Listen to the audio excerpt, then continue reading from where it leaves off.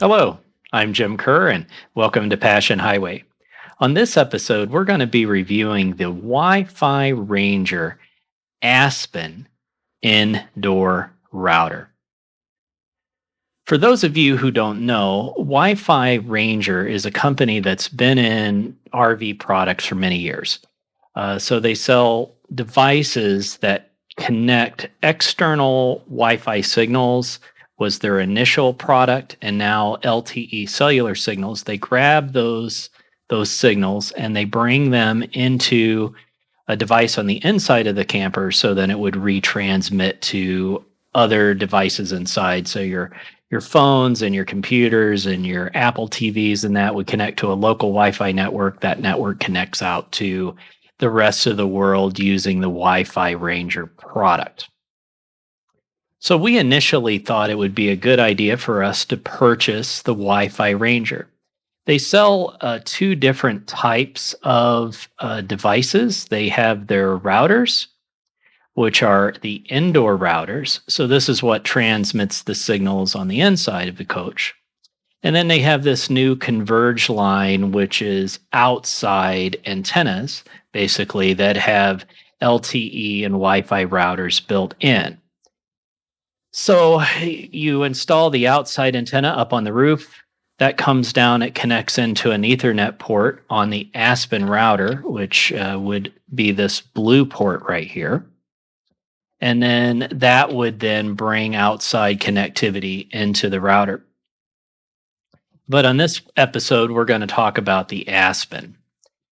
So, just to review the product page a little bit on the Wi Fi Ranger website, you can see they have three indoor routers that they sell. So, the Poplar, this is just a 2.4 gigahertz router. So, it does have the ability to install an LTE card. But being only 2.4 gigahertz, it wouldn't be any better than the LCI system, the One Connect system that comes with most modern coaches nowadays. So that really isn't an option for us. The Spruce is another device option, but you can see it doesn't have any antennas. So we didn't think it would have much of a range as far as Wi-Fi signal goes, and we have a 43-foot coach. We wanted to make sure that we would have connectivity throughout the inside of the coach. So that kind of takes this guy out. And it also doesn't have a LTE option, so it would only be workable from an outside antenna coming in. So the final option is the Aspen. And so the Aspen has a price range of $160 to $310. And really, what changes that is the LTE modem type that you select. So, if you were to select no modem, LTE modem at all, it would be $160. If you were to select the category 4 modem, that guy would be $260. And then you can select what type of SIM card to ship with it. These are not activated, but they'll send you the appropriate AT&T card as an example, so you can call AT&T and get it activated. And then finally, they have the category 6 modem, which is $310. So these categories basically are features and functionality of the LTE signal. Generally speaking, the higher the number, the faster or the more channels that can be picked up and communicated with over the cellular network. So the one that we ordered was the $310 option because we wanted to have a category 6 LTE modem. We thought it would be good redundancy, even if we were to have something outside, to have something inside as well. So that's what we opted in for. So when we received the device, I have to say we're a bit disappointed in it. You can tell I don't know if you can hear that, but it's kind of a cheap plasticky feel. And we couldn't tell on these photos online. I guess if we would have looked closer, we might have. But these antennas are not removable. There's no way to take them off. So our initial thought was these four antennas, two of these would be the LTE antenna, and two of these would be the Wi-Fi antennas. So 2.8 gigahertz and or 2.4 gigahertz and 5.8 gigahertz. We thought two of those would be the Wi-Fi, and then the other two would be MIMO antennas for the LTE network. So multiple in, multiple out with a two antenna system. So when we got this initially, we were disappointed because we couldn't remove these antennas, and we were kind of surprised by that, especially when you're buying a $310 device. So we thought we would give it a try anyways. So we installed, and this slot right here is the LTE card. So you just slide the card in and you go into program inside of the unit. And I'll do that in a little bit later in this video to show you how the programming of the system works. But for now, we'll just talk about the actual product itself. So we installed it at our Sticks and Brick home. Performance really wasn't that great. We were hoping to be a little bit better, at least over the LTE network. But we thought we would give it a try at home, and then we took it to the coach. So when we looked at this, and I'll put a picture up on the screen to make this a little bit easier to see. This label has a manufacturer on it, and what we found was that it is a WG155, and it didn't say anything on the label about the Wi-Fi Ranger company. So we thought we would first take a look at that and see what exactly WG155 router is, who makes it, and that sort of thing. So when we did a search online, we found several products. So this is a Chinese-made router, and it's an open source, OpenWRT router. And so what that means is it has an open source software that's installed on it, kind of like an Android device if you have an Android phone. So that software is open source. And then people can go in and you can actually program that software and modify it to get the router to do different things than maybe what it does out of the box. And so it appears that's what the Wi-Fi Ranger folks did, is they created a front-end user interface. And that user interface allows you to select WANs and bring those into your network and this and that. But the underlying technology is an open source software that's OpenWRT. So the router itself, the base cost is about $124.99 on eBay, and we found the similar one on AliExpress. So that's what the rates are now. When we looked this up previously, it was somewhere around $60.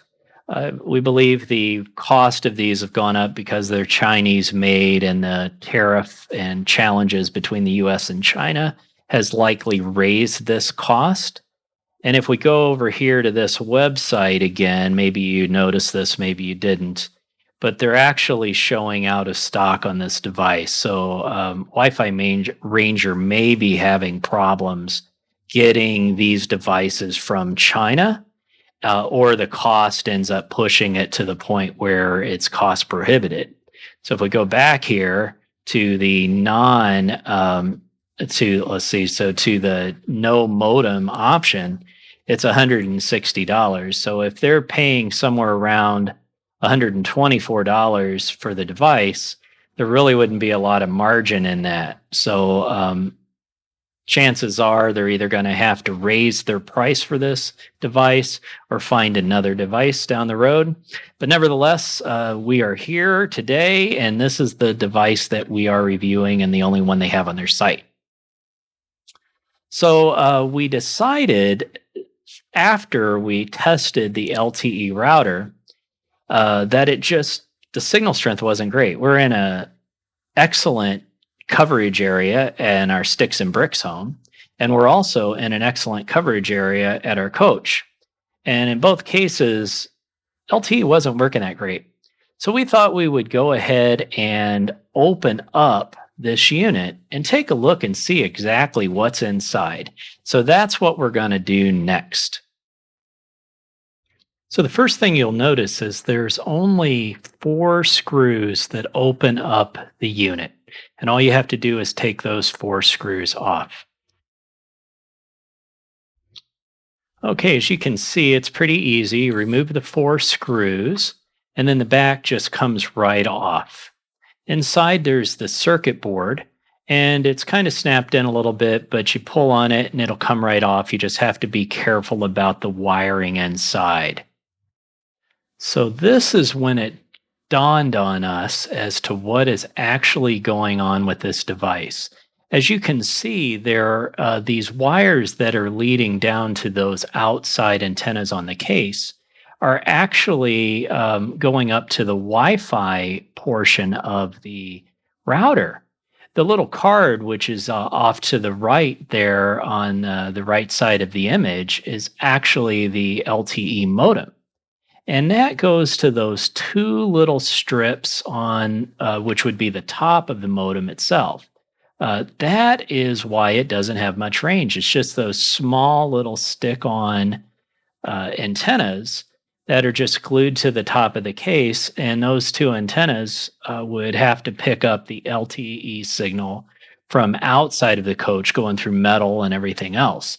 So this explains why even though it's a Category 6 modem, why we don't have super terrific connectivity to the cellular network. So we thought while we were looking, we would take a look at this LTE card. So I think what happens at the Wi-Fi Ranger shop is that they change these cards out if people have different options. So they probably order the router with no LTE card in them, and then depending on the option that somebody selects, they drop the card in. We're not sure what Category 4 modem that they use, but they are using the QCell EP06, as we could see in the previous video. So looking at this looks like a pretty decent modem, LTE modem. So it is definitely Category 12. And if we kind of jump down through this section here, we were a dash A. So this shows the bands that the system is capable of running on. So it goes all the way through band 66, which is pretty decent, but it does not support band 71, which is the new T-Mobile long range band. So although this technically will support a T-Mobile card, you're not going to get the performance out of it like you would out of a modem that's specifically designed for band 71. Okay, folks, now the fun begins. So what I've done is I've plugged in the Aspen router into power and nothing else. So, and I've reset the one that we have to factory default. So this is going to be basically like what you see when you folks jump in. So we can see here on the networks, there are several networks that are in here. And this private Aspen 3543 network is actually the network that's being broadcast from this router. So you want to remember the 3543 because sometimes it will ask you for a password and sometimes it doesn't. If it does ask for a password, the password is change me now, all lowercase, and then 3543 or whatever the last 4 digits are, which is the serial number of the unit. So let me click on that now.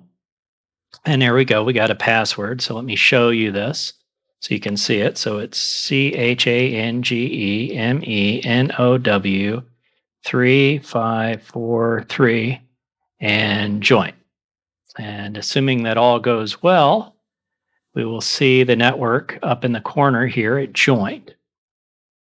Now the challenge here is you got to know what IP address to go into to get into the unit. And this 10.135.43 IP address is the unit's IP itself.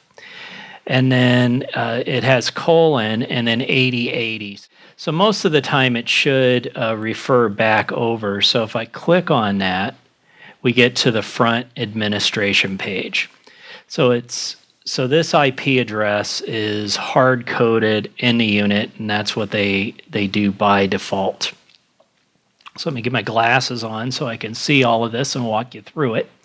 So as we go in, the very first thing you see is the main administration page, which allows you to connect this device up to an internet network, so Wi-Fi network. So right now, these are the few that are being broadcast around us. So I can join one of these networks. And it's simple as just clicking connect. And then it's going to ask for the password, and you type that password in. Keyboard, and I'm going to go ahead and say save. So when I click save, now what's going to happen is you see up here in the corner, it's saying Wi-Fi is connecting, and it's authenticating. I'm obtaining a IP address, found an IP address, and now we're connected and we see green.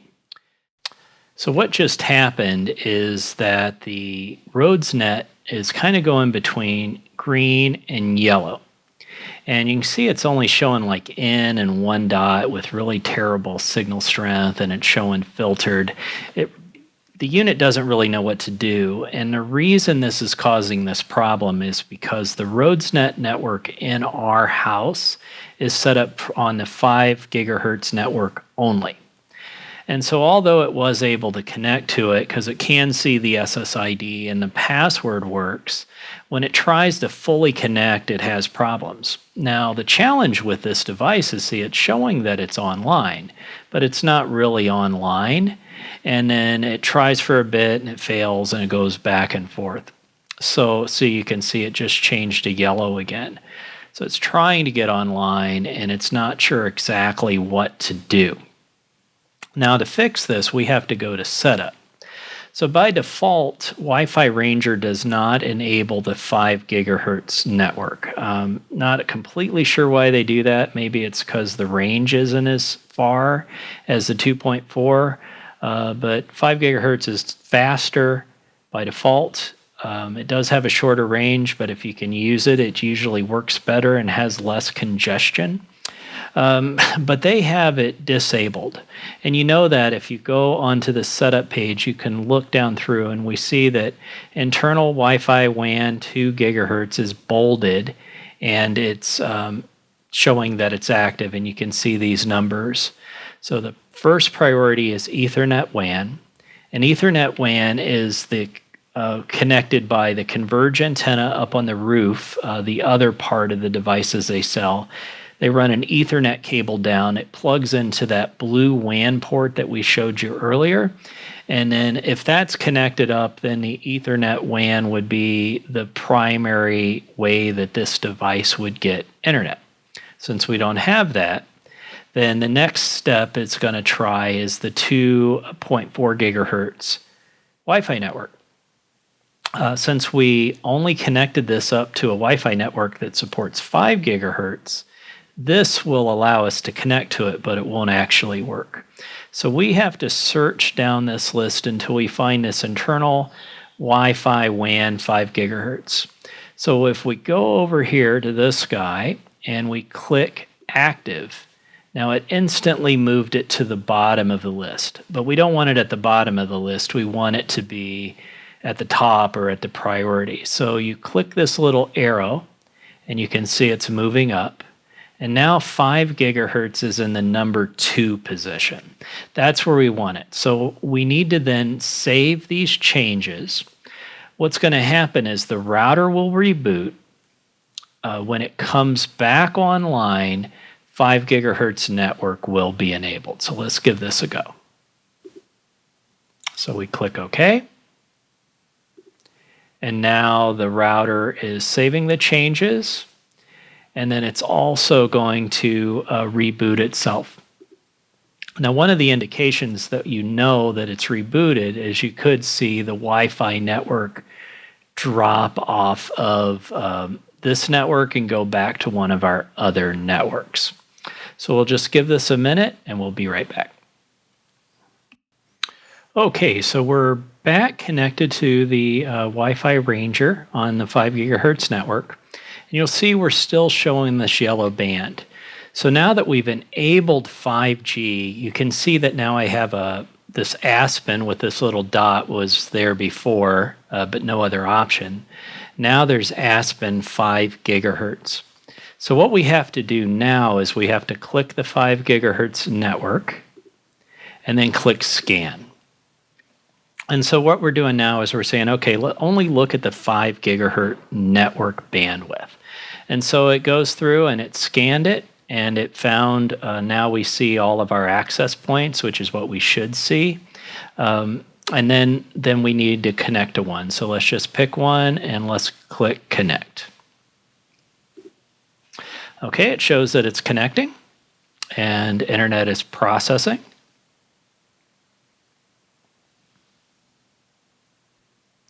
So this is one of the challenges that we have with the Wi-Fi Ranger. You know, sometimes it's doing stuff in the back end and you really don't know what it's doing. You just kind of have to sit around and wait for a bit and see what happens. So it looks like what happened was it dropped us off the network. So it didn't really say anything. It must have reset it. So let me just jump back over here to the network again. And there we go. We're back in here to the main system and it shows connected. So when I click connect, it must have dropped the router and brought it back up. When it did that, it forced this computer to go to another Wi-Fi network. Okay, so now we're in Rhodes.Net and it's showing green. It's now showing that we're 5 gigahertz and the network is stable. So let's go in and let's see if we get somewhere. Trying to go to our website. And there you go. So we are able to see our website. We can see some of our drop-down menus. These are our YouTube videos that we currently have. Back to home. So there you go. We have the Wi-Fi Ranger actually connected up. So the Aspen is connected to our home network. We're on 5 gigahertz. So let's just walk through some of the other basics of the system just so you get an idea of what's going on with the platform. So now that we're connected, one of the things that we want to do is we want to rename the network something that's more related to us. So we don't want private WFR Aspen 3543 as our network name. We want to have something that's more meaningful to us. So the first thing that we want to look at is these two devices, these two sections here under the Wi-Fi. So we see that we have the name, which is the SSID, and this section here is for the 2.4 gigahertz name. So you have the ability to either have the devices transmitting the same name for both networks. If you were to name this box here and this box here to both being the same SSID name, it would just transmit on both of them all the time, and then your device would just pick whichever one it wanted to connect to. You don't have the ability to control it. You can't say primarily default to 5 gigahertz if you were to do that. So the reason the Wi-Fi Ranger folks set this up, they have a standard one, which is private Wi-Fi Ranger Aspen. And then they also have another one, which is the 5 gigahertz. And so you have the ability to select which one you want to use. So we'll probably do that to make it a little bit easier. And then the password, this is the password that's used for the when you're joining the network. So you join a network, you get a password. This is the password that you type in. They call it Change Me Now because they don't really want you using that password. So let's do something like My Camper. And then we'll do a camper of password 123 with a capital P. Obviously, don't use this. Use something that would be better for you. And then let's do my camper 5G, and then we could use the same password. So what will happen when we save this, it's going to show us two different Wi-Fi networks, one called My Camper and one called My Camper 5G. If you select the 5G network, that would be the fastest network. If you were to select My Camper, that would be the 2.4 gigahertz network. Now, the unfortunate part of this is that since you can't use the same name, if you could fall out of the 5 gigahertz network range, it won't fail over to 2.4 unless you've programmed the My Camper in your device as well. Now, when you do that, you have no control over which one it picks. A lot of times it'll default to 2.4, most devices will. So you'll end up on the 2.4 gigahertz network if you've remembered both of these SSIDs in your device. So typically when we were using this, we would just use the 5 gigahertz one and we wouldn't use the 2.4. Another option that you have is this broadcast, these checkboxes. If we were to uncheck this, now you see the 2.4 disappeared. Now we only have 5 gigahertz. So we could do it the other way, and now we only have the 2.4 gigahertz. So you can tell this device, do I want to broadcast on both of these networks, one or the other? So we'll leave them both enabled for now. You can click on the same name SSID. This will sometimes work and sometimes not. It's really hard to control which frequency it goes on. So you can do this, and if you do that, you might be on 2.4, you might be on 5 gigahertz, but there's really no way to tell this device to prefer one of those networks or another. So the only way to know that you're on a 5 gigahertz is their default setting, and that's to set up an SSID that's specific for 5 gigahertz. The other section here is guest Wi-Fi network. You can broadcast a guest Wi-Fi network if you want to. So let's say you have people that come over to your house or your camper and they want to be on your internet, but you don't want to give them your main system. You have the ability to set up a name and SSID. So I could call it My Camper Guest. And then let's just call this guest password. To make it different, you wouldn't want to use the same password here as you were to use up here because people could figure it out if you were to give it to them.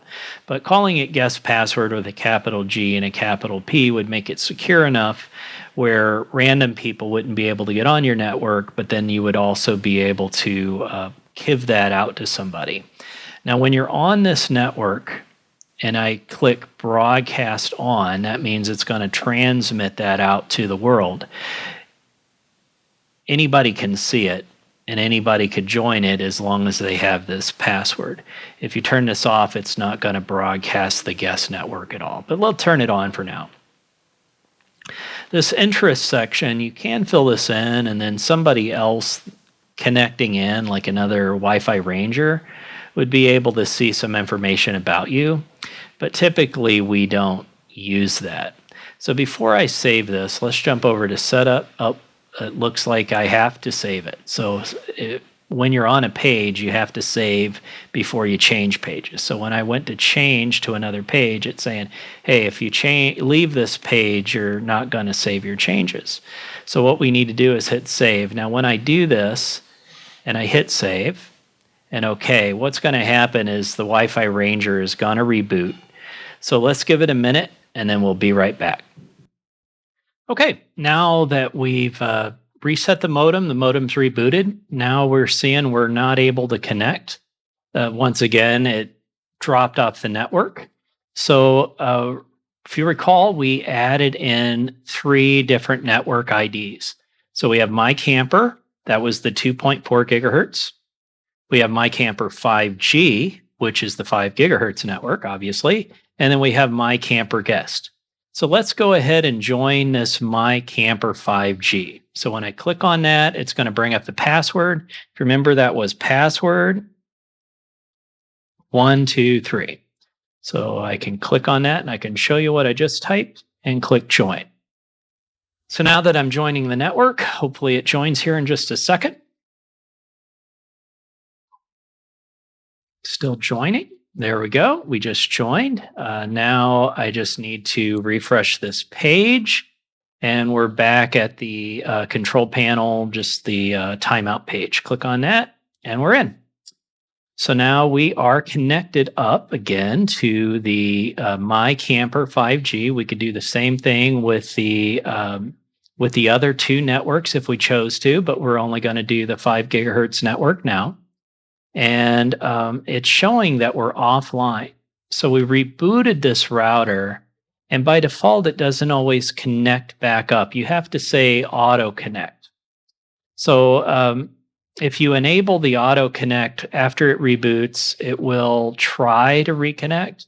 Now, we've had some hit or miss luck with that because it'll keep trying those various networks, and you don't always know whether it could land on the LTE network, as an example, even if you have Wi-Fi available, and it won't necessarily try to go back. So this is one of the things, the auto connect sometimes works and sometimes don't, so you have to be careful with it. But let's go in and let's just click connect so we can get back on the internet. Device is connecting. And hopefully this time it connects through without dropping us off of the network. So we're still on 5G. It's going through the connection process again. So I'm still on my camper network. It shouldn't really reboot. There we go. Just takes it a minute sometimes to connect. So now this is a green stripe. It's showing us that we are connected. We are on the internet, and it's saying that we're online. If I go back here to the Passion Highway website, we should be able to connect through, and we are. So everything appears to be working the way that it should. But you can see it's a little bit laggy. It's not quite as fast as if we were to connect directly to that network, but it does work, and we are online. So that walks us through all the basics. So we've set up connections to Wi-Fi networks. We've set up Wi-Fi SSIDs, so a 2.4 gigahertz and a 5 gigahertz network. We've also set up a guest network. So we've walked through and we've done all of the main settings. And then again, in the setup, we have the Ethernet WAN, which would be the outside converge if you had it. The 5 gigahertz network, a 2.4. If you had the choice, you would usually stay with 5 gigahertz, but those would fail to each other. And then finally, the cellular. So as this unit sets right now, you would be up and running on Park Wi-Fi. The next thing that we would want to do, obviously, is to try to get it on the cellular network. And these were the challenges that we were running into. We don't really want to use an internal Wi-Fi router to connect up to Park without having an outside antenna. Similarly, when we ran into the cellular setup, we had the problem with connecting up to the cellular network with a small antenna. But maybe we'll have a little bit better luck today. So to set up the cellular, you have to go over and you click on this little gear icon. And when you click on that, it brings up some of the basic features so you can name the device something that you want. So right now it's showing that it does have a SIM card because I have put in a T-Mobile SIM card, but I put in a Google Fi SIM card to show you how this would all set up. So I'm going to call it a nickname, and I'm going to call it Google Fi. And the APN, so with Google Fi and some other carriers, you have to change the default APN to something that the router would actually, or the carrier will recognize as the network. So T-Mobile has various other competitive networks on there that they sell their capacity to. Google is one of those. So you have to set this up as H2G2 for Google Fi. And when I set this up, I have the nickname. I have it as H2G2. It's detected the SIM card. It's detected its IMEI. All of that stuff should be automatic. And then there's really nothing else that we would change. And we just say, over here, and say save changes and OK. So what's going to happen now is it's saving these changes, and hopefully it did this without having to require a hard reboot. So we'll give it just a minute just to make sure it doesn't drop off of the network. And we can see up here on the main page, it's showing that cellular is connected, and we're getting 5 bars, which is pretty good, and that it's ready to go. So if we want to connect this network right now, all we have to do from this main page is click connect. And when we do that, it's going to drop this Wi-Fi connection and it's going to connect LTE. So let's give it a shot and see what happens. All right, so it's testing the internet, it's tethered, and we're connected. So now we are on the network, technically speaking, and it's showing a yellow bar. I'm not 100% sure why. It's showing that we are online and it is giving us connectivity. Maybe that's just by default. So let's see if I can get to one of these websites through the cellular network. And we can. Great. So now we are on LTE cellular. And it's showing that we have pretty good signal strength right now. So let's go in and let's do a speed test and let's see what we're getting. And click. Give it a second for the page to refresh here. And then let's go and let's do go. And you can see that it's showing that we're on the T-Mobile network, and this is our IP at the moment. 71 ping, 27, 26 download speed. That's not too bad. That's better than we've seen before, but we are right under a cellular tower, so we do have pretty good speeds where we are currently. We got 27 down. Let's see what our upload speed is. And we're about 7 meg of upload speed. This isn't terrible, but a good cellular network on T-Mobile with Google Fi, we should be, getting upwards of around 100 meg download speed, maybe 50 worst case, but 27 isn't terrible, but it's really not the throughput that we would like to see on the cellular network. Especially becomes a problem when you have multiple devices trying to go out of this network. When you have high congestion, slower download speeds, it's going to slow down the network for everybody overall, especially doing things like streaming. But nevertheless, we have made it onto the Wi-Fi or onto the LTE network, and it's working. So let's see. I think we've covered most everything. Some of the advanced options. And this is a little tricky to find. How do you get to the advanced options? So what I did is I went from up here and I clicked on setup. Now there are options that you can do that aren't displayed by default on this router. So to get to those, right here in the very bottom, it says hide advanced features. And by default, that's on. If you click off and you click save, boom. Now all of a sudden you have other things that you can do. So you can attempt to auto log on. So this is a nice little feature if you're connecting up to, let's say something like a Starbucks or something where they have a little splash page and you have to enter in your email address or something to log onto the network. If you click the on this, it will try to bypass that without you having to manually enter the password or something through a web page. It has the ability to sync data. You click on this, it's just sending quality cloud information back. Normally you would have that off. That sends it more to the Wi-Fi Ranger folks. And then the hide features, if you were to click that on, it hides them. So it's kind of opposite. On is hiding, off is unhiding. Let's see, other things that you can do. You can do safe surf, and what it'll do is it'll encrypt all the traffic. If you enable that, everything going out of this network will be encrypted, but it's has a very high overhead and it dramatically slows down the throughput. So it's one of those things you do have to be careful with. Control panel redirect. This redirects web browser to the control panel. So if let's say you connect up to the network and you go to any web page, no matter what it is, like if I were to go to Passion Highway, it would know that and automatically redirect to this main homepage.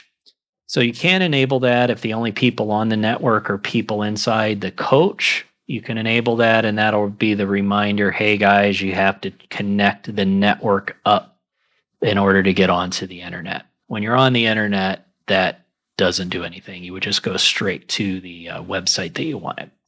So that is the basics of the features. There are some other things down here that you can connect up, but generally speaking, you're not going to add those in. It's best just to stick with the default ones that are up here. So we've talked about Ethernet WAN. That's connecting like the outside converged system.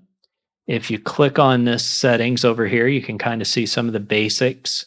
If you wanted to change the port that you would plug into, you could do that here. You could set up a static IP address. It's not really recommended unless you know what you're doing. Subnet gateway. But if you wanted to use this WAN port to connect to some other router, let's say, so instead of the Connect device that's Wi-Fi Ranger's product, you wanted to connect up to some other directional antenna, you could go in and set up your static IP addresses.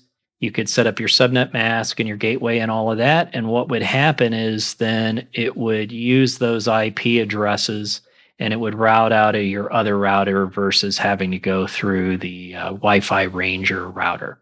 So you do have the ability to change that if you desire. We've already talked about the 5 gigahertz. There's really not a lot of configurations here, but you could do the same thing. If you didn't have a DHCP server on 5 gigahertz, you could set that up. Very rare, so most of the time you would never do that. 2.4 the same way. The cellular network, we've already gone through that. You can add in an Ethernet WAN, so if you wanted to have 2 different devices plugged in to the network, you do have the ability to configure that. You have to enable it first, and when you enable it, you can click in and then you can do exactly the same thing as setting the IP address and subnet and that sort of thing. Let's see, WFR control. This is kind of an old network. So for very old legacy Wi-Fi Ranger products, generally speaking, you wouldn't be using that. It has Cellular 2 and Cellular 3. If you have a MiFi access point or something that has a USB cable, the router does have a USB port. You can plug it into there and it would see that MiFi router, and that would be cellular number 2. If you had 2 other MiFi routers, you could plug a USB hub into that port, and then it would have like a couple of additional USB ports, and you could plug in 2 additional LTE routers, and then you could actually have 3 different LTE routers. It's an unusual configuration, but you do have the ability to do that if you had other LTE routers and they were like MiFis or something. You could also plug in like cell phones that have hotspot sharing, data connection sharing, and you could plug a cell phone in and be able to use that as a network as well. So that's the setup side. Let's see, usage. I'm going to leave this because I don't really want to save anything. Usage, you can turn usage tracking on. By default, it's turned off. If you turn it on and you save the changes, then it'll start recording what's going on in your network. This does add overhead to the router, but it's still, it's still kind of nice to know how many devices are connected, what devices are connected, how much bandwidth you're using, and things like that. You can see it's already starting to paint in. It's picked up this PC that I'm running on that's called Studio, and it's automatically showing the kind of bandwidth that I'm using. So typically we turn this on. If you had a high usage network, you might not need to turn that on. Fusion, this is basically a site-to-site VPN to a Fusion supported network. So it's not an IPsec network like a lot of networks like Azure or AWS would use, a corporate. It's a SpeedFusion network specifically. So you could connect up to other Wi-Fi Rangers using this network, but they would have to have the same kind of technology. Otherwise, we really haven't had a lot of success with doing that. In the advanced settings, you can do some cool stuff like this forwarding ports to. So if you have an IP address coming in and you want to forward it to a port, so this would be like a firewall setting. Generally, this doesn't work in a campground situation because there's already a firewall ahead of you at the campground. In the LTE network range, a lot of times they don't allow inbound traffic to come in. So usually this port forwarding stuff doesn't work. But if you wanted to and you had a private network IP address of some server you wanted to have like a camera access to or whatever, you would have the ability to pick an IP range of a local device and what port you wanted to send. So a starting port would be like port 1000. An ending port, if you didn't specify, would by default be port 1000. If you put 2000, it would go 1000 to 2000. And then the protocol is either TCP or UDP. So generally, you don't use that here. Network settings, you can set up IP aliases. Now, this is how, in our previous video, we talked about trying to get this device to connect up to the 192.168.1 subnet to talk to our LCI system. Now, to try that, you could create an IP alias. And if you were to give this an alias, it's kind of like a pseudo IP address. So if I were to type 192.168, let's see, 1.5. Now, what would happen is this device would think that it has an IP address of 192.168.1.5 on its network, as well as its normal default, which is the 10.135.43 network. When doing this and saving this and rebooting it, it will allow this router to start pinging devices in the 192.168.1 network. So 192.168.1.1 as an example is the LCI controller, and you can ping it and it does work. So you can connect this network to that network, and that network could ping the 192.168.1.5 address, but it would not know about all of the rest of the IP addresses in. So it's kind of like a one-way out sort of network. It won't allow traffic to come back in. So that is one of the challenges with trying to get this to work with an LCI one control network, is that you can send traffic out. The LCI would see all traffic coming from all devices as this 1.5 IP address. So it's kind of a many to one is what they call that. On the LCI side, it would see it, it would try to route the traffic back, but then it would go to 1.5. This router does not know how to then get it back to my iPhone. So that's challenge number one that we ran into. There have been people that have tried this, but it just typically doesn't work. You can ping a device, you could log into a router over on that network, but you can't really use it as your primary mechanism to be able to get on the MyRFE network. We've tried a number of different things. It just doesn't work. Another problem with this is when you have the 192.168.1 set up here and you enable this and save it, what we were finding is that DHCP, when we were joining a Wi-Fi network, the LCI network is stronger, and it was actually giving us an IP address off of the 192.168.1 network, not off of the 10.135.43 network. And so we would get on the network, okay, and Wi-Fi, but then we weren't able to get to the internet. So this is a functionality. I think they've tried to solve some of these problems with the LCI and other systems without allowing you to change this IP address, because that's hard-coded to the system.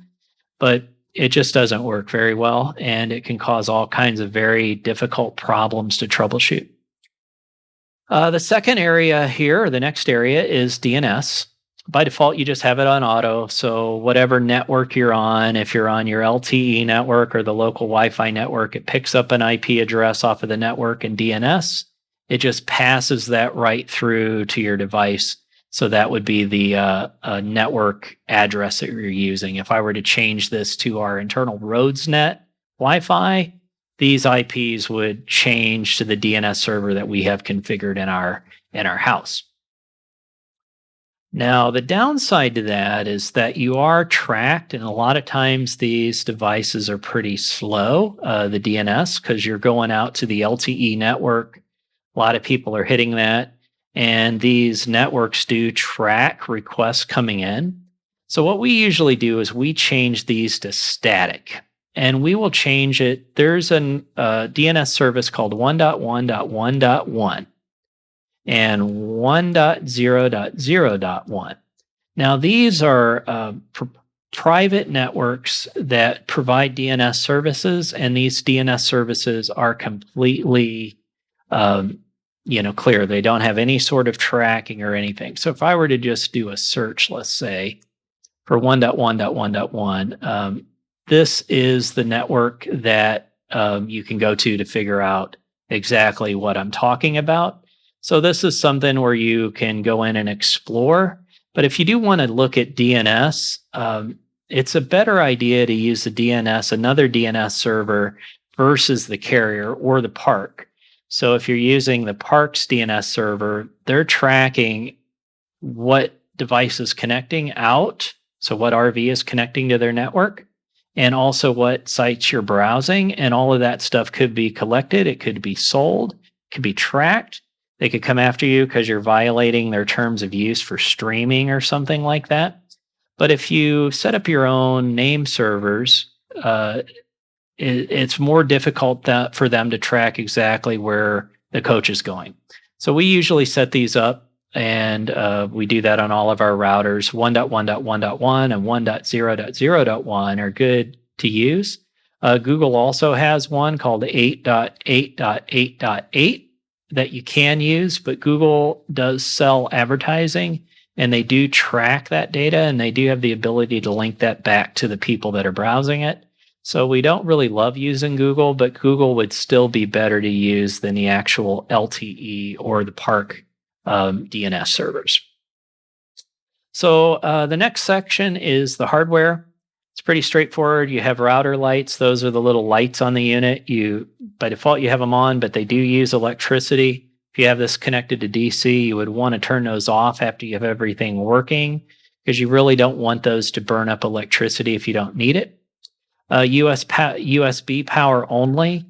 You could power this device off of a USB connection. So if you have a USB, maybe a USB to 12-volt DC connector or something like that, and you wanted to power it versus using its own power cord, you could connect that, and then it'll only get power off of the USB. Typically, you don't use that because you can connect these devices with a little cable that comes with it. So it has the barrel connector on this end, a red and black wire that would wire into the 12-volt DC system of the coach. This is a much more reliable way of connecting up to power versus trying to use USB. The final section on this advanced screen is the admin access screen. So by default, login required is turned off. And as you've noticed, as we've gone through and we just go right to this IP address, we get right to the page where we can select our Wi-Fi networks and go into all this configuration. It never asked us for a password. This is why. So when login required is off, and that is the default setting, anybody that's on your network can go straight to this page and do whatever they want. They can make all these configuration changes we've been reviewing, and they don't need a password. They don't need anything as long as they're on the network. And they don't necessarily have to just be on the Wi-Fi network. They could plug into any one of the Ethernet ports on the back of this router, and they're right in. So generally speaking, it's a good idea to turn login required as to on. The username, default admin, that's generally a good one to use, but you really could use anything you want. and then put in a password that's something that you know and nobody else knows, or at least nobody that should know it would be able to guess it, or shouldn't know it would be able to guess it. So that way, your device is secure. You would have to log in every single time it defaults out. So it does make a little bit of a hassle, but it's still much better than leaving this system completely open. I'm not going to change that now because this is a default, just a test configuration, but we certainly would have that set up. So I'm going to go to status. It's telling me, hey, I've made changes, which I did, but I don't want to make those changes. So I'm just going to say leave. So in the status page, this is showing you everything that's connected up to the network right now. So it's showing that we have a Google Fi connection. The Google Fi word was the alias that we named. And it's showing that this guy is connected. This is the global IP address. And this is the gateway. So this guy is connected fully, and it's telling us that. It's showing that the internal Wi-Fi WAN, 5 gigahertz, this is its IP address. So that's the internal one, not the external one. And the public network and the private network. So the public network is the guest network that we talked about when you have guest Wi-Fi enabled. And the private network is the private one, and that's the one we've been using. Now, as you can see, we've gone through this. There's no way to change these IP addresses to anything else. So 10.135.43 is the default, and you can't change it. So I wish you would be able to change it because it would make this router a lot more flexible, but they don't give you any way to change it. I'm not sure if other routers use the same IP address or they have it set up so they're different. But that's the way Wi-Fi Ranger sets things up. So these are your IPs. You like them, you don't. You have no way to change those. The next section is the devices. So right now it's showing that there's 2 devices that are that have tried to set up. So the Studio, which is the computer that I'm on right now, is showing that it is connected and operating. So it's got good signal strength, and we are connected. And this is the IP address. I'm on the private interface, which is this guy right here. And this is the MAC address of the computer that I'm coming in from. On the other side, I have another laptop that I tried connecting to previously. It sees this laptop, and it gave it this IP address, but it's not currently connected. And then the final section is it's just telling you that this is the Aspen system, what version of the firmware it's on, how much the CPU is being hit. So you can see we're already hitting 15.3, and we only really have one connection connected. Now 22.8, so it's not a super efficient system, and we're using 32.7% of our memory. So part of that, if we go back to the reporting that we talked about previously, this usage. So this guy right here is collecting data, and it is taking up processor power. So part of the usage, the system usage that it's reporting there has to do with the fact that there are other things going on in this network. It takes a minute to show up because it's calculating it. But that's why we have system usage. If you were to see these numbers get really high because you have multiple devices, you would need to turn off reporting or you would run into issues. And then the final section of this video is the register. So as long as you have not registered the device, down here in the corner it says unregistered, and it won't go away. Now, the thing is, we have tried many times to register this device. And every time we try to register it, it fails. So I don't know if it's a bug in their system or what, but we've tried it on our Wi-Fi network at home. We've tried it on our LTE network directly. We've tried in the park. But every time we go through and fill out our name, our email address, our phone numbers, the provider like AT&T, that's not even required. So really the only thing that's required is first name, last name, and email address. As you see, nothing else is required. So if I say Jim Kerr, and let's see, Jim at, let's see, I'll do let's see, info. Let's see, what did I have it at? Info at Passion Highway. So that's what we registered in. I hit save. It says you're about to make the changes. Yes, save. And then it says registration saved successfully. So you're like, hey, this is great. But a little while later, the system will come back in and it'll say it's not registered. So if we were to log out and log back in, chances are instead of saying registered to Jim Kerr, it would say that we're not registered anymore. So we have ran into this a few times. Maybe this time it worked, but it's something to keep in mind. It doesn't really make a difference one way or the other.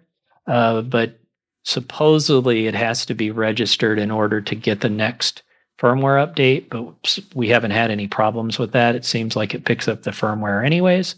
But just in case, try to register it. Hopefully it works. If it did this time, maybe they fixed the bug that I was running into the last time, and then it's registered. So hopefully we're good. If not,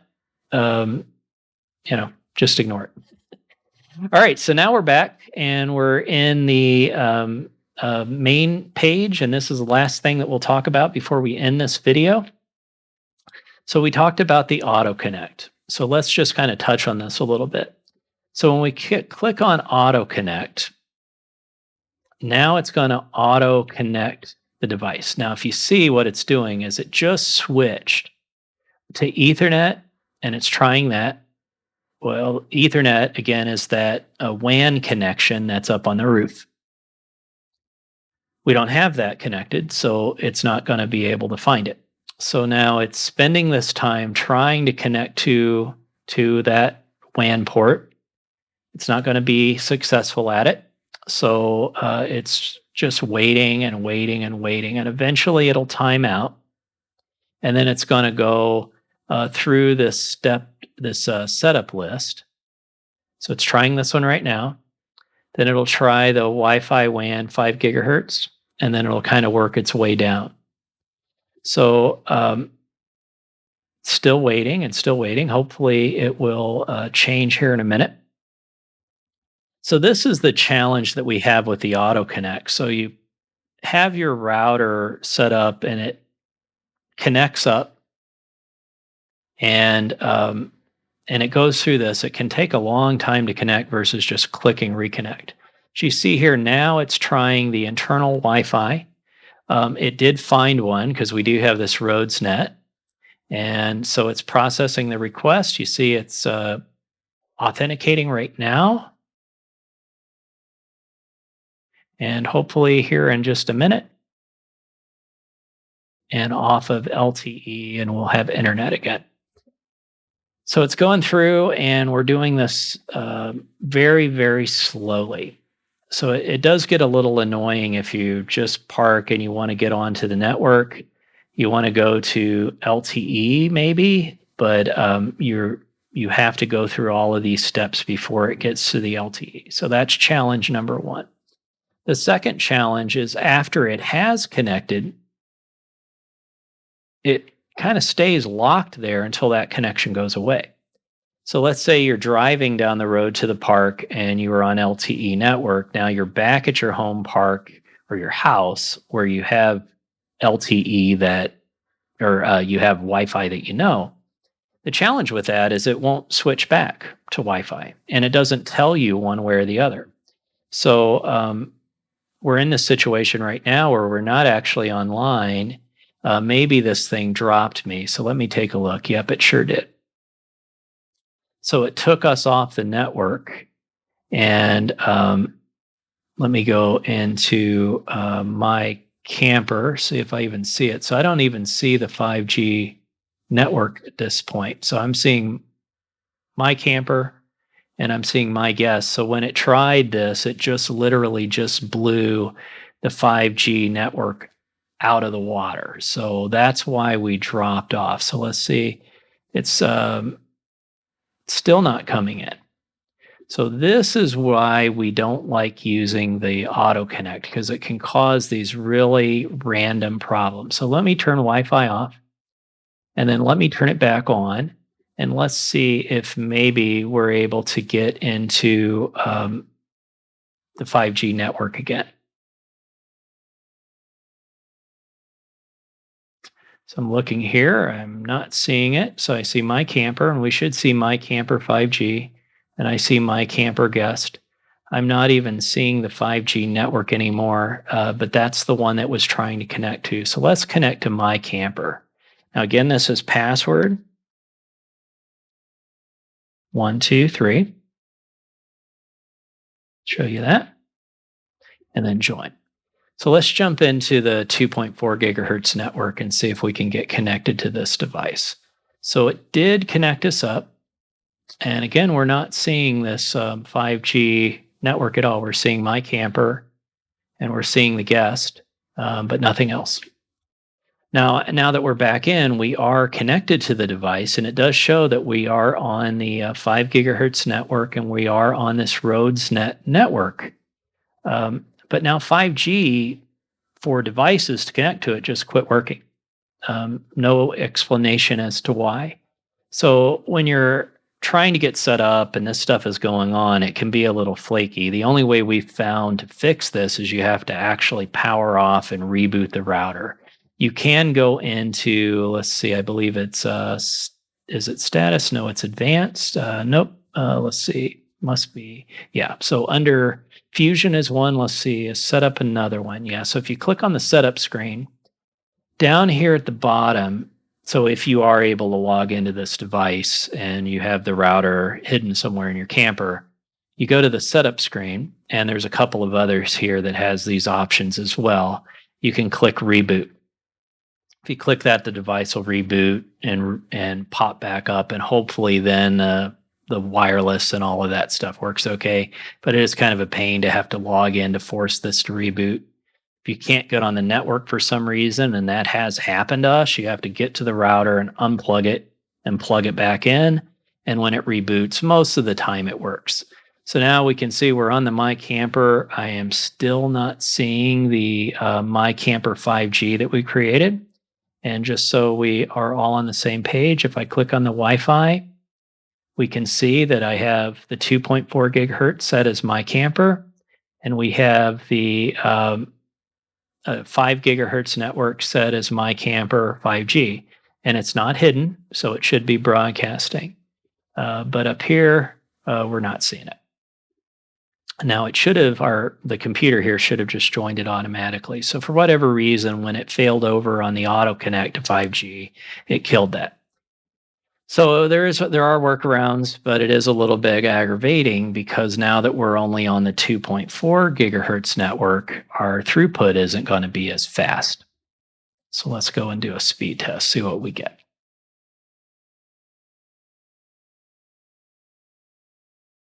So it's not doing too bad. We're at 70 and 80. You know, it's reasonably okay.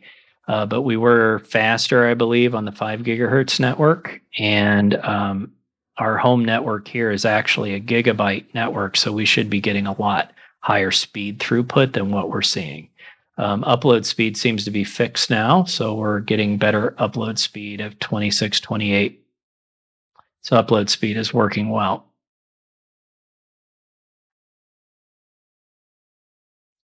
All right. So I think this takes us through all of the functionality of the Wi-Fi Ranger system. So this is not only applicable to the Aspen, the other products that they sell have a very similar setup. If it supports 5G, it's going to have this. If you have a connected device on the outside, it's going to show that there's one more connection up here for the Converge connected antenna. When that thing is plugged in, it'll see that and it'll give you one more bullet here to select. But other than that, the configuration of these systems are pretty much identical from one to the next. So hope that helps you out. If you have any questions, click in the comments section below. We'll respond to every question we can as quickly as we can. If you have any suggestions or things that you would like to see on our channel, please go ahead and submit those to us. We will do our best to create a video to help you out. So until next time, I'm Jim Kerr, and thank you for visiting Passion Highway.